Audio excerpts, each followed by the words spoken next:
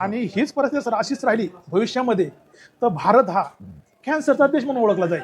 यासाठी एवढ्या प्रमाणामध्ये यासाठी काळाची गरज ओळखून आज आपण सेंद्रिय शेती करणं ही काळाची खूप गरज, महत्वाची गरज बनलेली आहे। तुम्ही म्हणता ते अगदी बरोबर आहे। आपली मुलाखत पूर्व जी चर्चा झाली त्याच्यामध्ये तुम्ही असं म्हणाला की अन्नातली भेसळ म्हणजे दूध वगैरे याच्यातली भेसळ तर आपण पकडू शकतो। तुकाराम मुंडेंच्या कारवाईनंतर ते सगळं भेसळ प्रकरण चव्हाट्यावरती आलं, पण भाजीपाल्यांमध्ये मुळात खतातून होणारी भेसळ हा विषय कसा संपवता येईल त्यावर आपली चर्चा झाली, त्यावर जरा बोला सर। ते विषय काय वाटतोय आता तुकाराम मुंडे साहेबांनी जी पद्धत राबवली ना याच्यामध्ये 80% समाजाला सुख वाटतंय।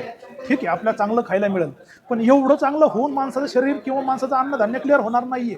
याच्या मागचं मूळ कारण आहे तुमच्या शेतीमधलं जर अन्नधान्य येणार केमिकल मुक्त आलं, शेतीतली भेसळ थांबणं खूप गरजेची आहे। त्यावर बोला। खूप आता विषय काय झालाय सर, कुठलंही पीक करत असताना तुम्ही आपण भाजीपाल्याचा विषय घेऊ, कोथिंबीर, धना, मेथी, फुलवर कोबी सारखं पीक घेऊ, बरोबर।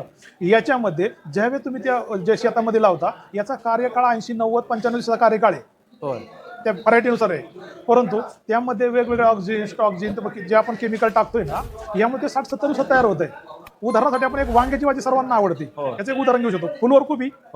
जेवढी चांगली मार्केटमध्ये आहे ना तेवढं आपल्याला आवडतं, ते आपण खातो।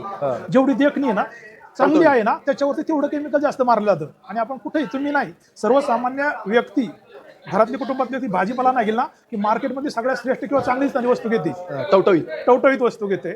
आणि त्यामध्ये आपण वांग्याचं उदाहरण घेऊ, वांग्याच्या पिकामध्ये साधारण दर 7 दिवसाला वेगवेगळे केमिकल मारावं लागतात, तेव्हा ते कीड मुक्त होतं किंवा रोग मुक्त होतं, बरोबर।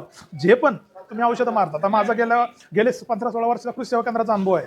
याच्यातून जे आलेले अनुभव तुम्ही शेअर केले किंवा एकत्र कलेक्ट केले। आणि वांग्याचं उदाहरण आपण घेतलं होतं, या वांग्याच्या उदाहरणामध्ये जर वांग्याला आज सकाळी औषध मारलं ना आपण, त्या वांग्याच्या पिकामध्ये, फळामध्ये ते 29 दिवसापर्यंत राहते, काही केमिकल 28 दिवस राहतात, बरोबर ना।